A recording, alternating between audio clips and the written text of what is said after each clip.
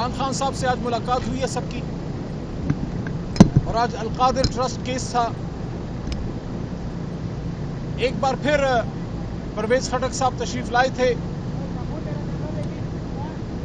انہوں نے میری طرف دیکھا، میں نے ان کی طرف دیکھا. میں کچھ نہیں بولا، بس دل میں یہ خیال آیا کہ وفا کتنی اچھی چیز ہے، کاش ہر کسی میں ہوتی. عمران خان صاحب نے بنو واقعے پہ بہت ہی زیادہ غم و غصے کا اظہار کیا ہے، افسوس کا اظہار کیا ہے، اور کلیئرلی یہ کہا ہے کہ امن ہی واحد راستہ ہے جس سے پاکستان آگے جا سکتا ہے. اگر کوئی شخص، کچھ لوگ امن کے لیے نکلتے ہیں، امن مانگتے ہیں، ان پہ گولی نہیں چلانی چاہیے. جو گولی چلی ہے اس کے لیے خان صاحب کی طرف سے ہدایات ہیں صوبائی حکومت علی امین خان کے لیے کہ وہ اس پہ ہائی کورٹ کی سٹنگ ججز کی نگرانی میں جوڈیشل کمیشن بنانے کی حکومت کی طرف سے استدعا کریں، تاکہ اس واقعے کی غیر جانبدار تحقیقات ہو اور جس نے یہ کام کیا ان کو قرار واقعی سزا ملے. عمران خان صاحب ہمیشہ سے پاکستان میں دہشت گردی کے بھی خلاف ہیں اور اپنے لوگوں کے خلاف ہر قسم کے آپریشن کے بھی خلاف ہیں. آپریشن تبھی کرنا چاہیے جب وہ صوبہ اور وہاں کے عوام وہ سمجھے کہ اب اس کی ضرورت ہے، یا ان کی اس میں سپورٹ اور ان کی مدد اور ان کی آشیرواد حاصل ہو. خیبر پختونخوا کی صوبائی حکومت نے بھی جو صوبائی اسمبلی کی قرارداد آئی ہے کہ کسی بھی نئے آپریشن کے لیے خیبر پختونخوا کی عوام ابھی تیار نہیں، کیونکہ ماضی میں جتنے آپریشن ہوئے ہیں اس سے بہت سے مسائل پیدا ہوئے ہیں. اور کل جو لوگ نکلے ہیں امن کے لیے، وہ صرف تحریک انصاف کے لوگ نہیں، کے لیے اپنے ملک، اپنے صوبے کے امن کے لیے ہماری حکومت اور ہماری عوام ہمیشہ دہشت گردی کے خلاف کھڑے رہے ہیں. ملک دشمنوں کے خلاف، پاکستان کے دشمنوں کے خلاف سیسا پلائی ہوئی دیوار کی طرح اپنے پاک فوج کے ساتھ کھڑے رہے ہیں. لیکن فیڈرل حکومت کو اور ہمارے اداروں کو اس بات کا احساس کرنا ہوگا کہ پختون قوم، پختونخوا کی عوام اس روز کی دہشت گردی سے، اس مارا ماری سے، اس بندوق برداری سے، ان چیزوں سے تنگ آئے ہوئے ہیں. وہ امن چاہتے ہیں. وہ کہتے ہیں کہ ہمارے بچوں کو قلم دو، ہمیں روزگار دو. ہمارے بچے پرائی لڑائی کا ایندھن نہیں بننا چاہتے. پچھلے 40 سال سے یہ ہو رہا ہے. باجوڑ میں جو ہوا، مومند میں، وزیرستان میں، نارتھ ساؤتھ، پاڑا چنار میں، پشاور ویلی میں، مردان میں، ہر جگہ جہاں بھی خون گرتا ہے وہ بے گناہ پاکستانی کا گرتا ہے. یہاں ہم یہ بات بھی کہنا چاہتے ہیں کہ اس وقت اس دہشت گردی کے افراد سے لڑنے کے لیے، اس سے نجات حاصل کرنے کے لیے پوری قوم کو ایک ہونا ہوگا، اکٹھا ہونا ہوگا. جہاں دہشت گردی کے خلاف ہمارا پاک فوج کا یا پولیس کا یا کسی بھی ادارے کا کوئی سپاہی یا جوان لڑتا ہے، وہ اکیلا نہیں ہے، قوم پیچھے ہے. لیکن اس کے لیے ضروری ہے کہ ملک میں پولیٹیکل سٹیبلٹی ہو.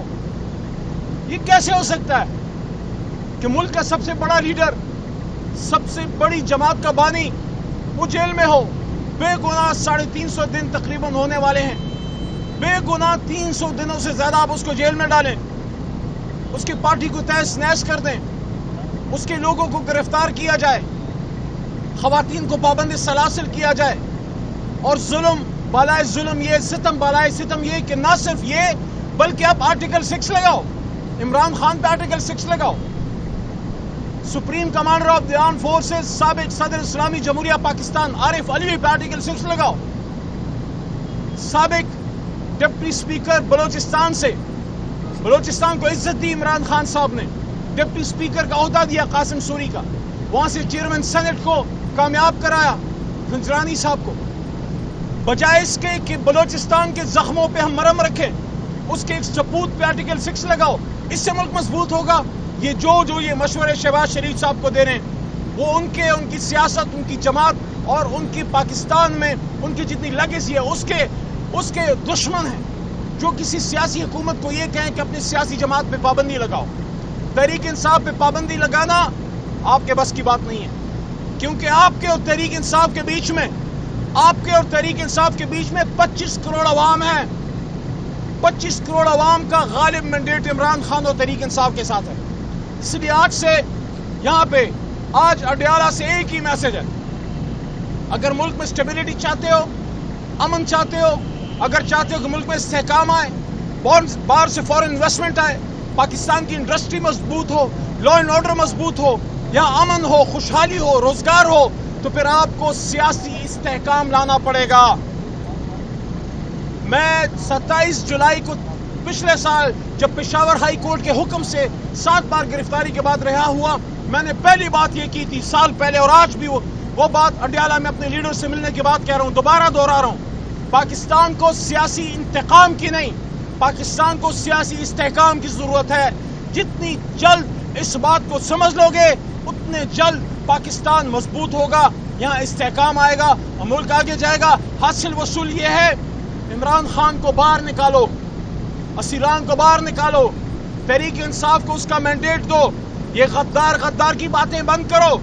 اگر ملک سے باہر بھی کوئی پاکستانی بیٹھا ہے, مجھے اس کی بات پسند نہیں آئے گی, نظریے کا اختلاف ہوگا, لیکن میں کون ہوتا ہوں اور آپ کون ہوتے ہیں کسی کو غدار کہنے والے. پاکستان کی گلی اور کوچوں میں اور چوکوں میں لوگوں پہ غداری کے آپ بینر نہ لگائیں. ہو سکتا ہے وہ ہم سے زیادہ محب وطن پاکستانی ہوں, آپ ان کی بات تو سنیے, تو پاکستان واپس آنے کا موقع دیجئے, عدالت کے سامنے پیش ہونے دیجئے. جس شخص نے کوئی جرم نہیں کیا, جب تک عدالت سے کوئی چیز ثابت نہ ہو. دیکھیے, بہت بڑی گالی ہے کسی کو غدار کہنا, کسی کو ملک دشمن کہنا. میرے لیڈر عمران خان کو, وزیر اعظم پاکستان کو آپ نے غدار کہا, آپ نے ملک دشمن کہا, اس پہ سائفر کا غلط کیس چلایا, 300 دنوں سے جیل میں رکھا. آج وہ باعزت بری ہو گیا ہے سائفر کیس سے. مجھے یہ بتائیں, جس نے غدار کہا, جس نے ملک دشمن کہا, اس سے کوئی پوچھنے والا ہے؟ آج اگر سپریم کورٹ نے فیصلہ تحریک انصاف کے حق میں کر دیا ہے ریزرو سیٹس کا, الیکشن کمیشن کو سپریم کورٹ کے فیصلے پہ عمل کرنا چاہیے. خواتین کو ان کی سیٹیں دینی چاہیے اور تحریک انصاف کو ان کا مینڈیٹ واپس ملنا چاہیے. میں ہر پریس کانفرنس میں سپریم کورٹ کے باہر, اڈیالہ کے باہر, قومی اسمبلی میں ایک بات کر رہا ہوں کہ اس مسائل کا حل اس میں ہے کہ اس 8 فروری کے الیکشن کا آڈٹ کریں, اور جو 184(3) کی پٹیشن چیف جسٹس صاحب کے پاس سپریم کورٹ پہ پڑی ہے, اس پہ آپ ایک جوڈیشل کمیشن بنائیے اور اس الیکشن کا آڈٹ کیجئے کہ 8 فروری کو قوم کے مینڈیٹ پہ کس نے ڈاکہ ڈالا. بہت شکریہ. یہ بتا دیجیے.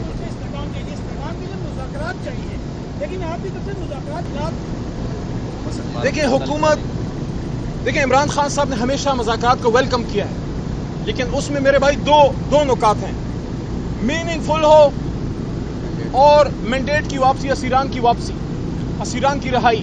لیکن آپ ہی بتائیے, آپ ہی انصاف کیجئے. ایک طرف آپ مذاکرات کی بات کریں اور ایک طرف میرے لیڈر عمران خان اور ہماری جماعت کی سینئر لیڈرشپ پہ آرٹیکل 6 اور پارٹی پہ پابندی کی بات کریں. بات کچھ جچتی نہیں ہے.